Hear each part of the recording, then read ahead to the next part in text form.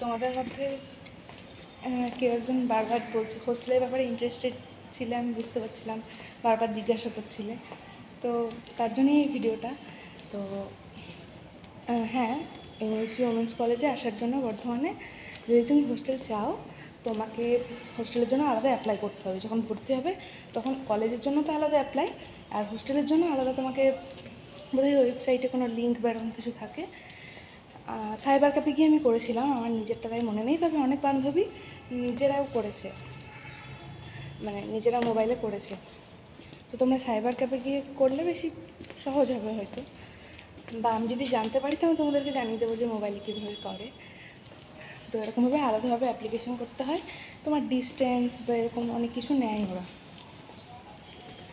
Income certificate নেয় কি না দেখবে, ওখানে যদি চাই তাহলে দিতে হবে।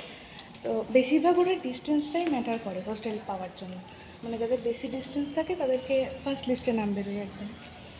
আর এইভাবেই তোমরা হোস্টেল পাবে, তবে কলেজ সঙ্গে সঙ্গে হোস্টেল না পেতেও পারো, কারণ তোমরা অ্যাপ্লিকেশন করবে, সেগুলো কলেজ থেকে ভেরিফাই হবে, তারপর লিস্ট বেরোবে, তারপরে একদিন আবার ফর্ম ফিল আপের জন্য ডাকবে, দিয়ে ওই ডিস্টেন্স অনুযায়ী যাদের নামগুলো আগে আছে ফর্ম জমা দেবে। জমা দেওয়ার পর জমাটা যখন দেবে সেই দিনই, যেদিন জমা দেবে সেই দিনই তোমাদেরকে পুরো স্লিপ দিয়ে দেবে, সেখানে তোমার রুম নাম্বার কত, কতলাতে সব লেখা থাকবে, ব্যাস হোস্টেল পেয়ে যাবে।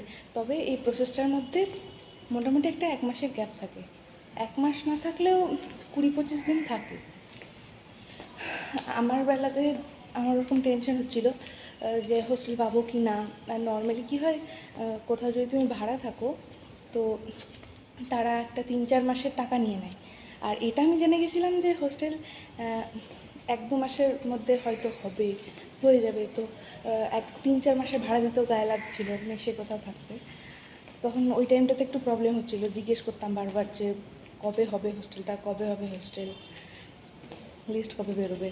যদি না বেরোয় তাহলে এখন 3-4 মাস মেসে থাকা যেতেই পারে, আর যদি বেরিয়ে যায় তাহলে ধরো এদিকে হোস্টেলের টাকাও লাগবে।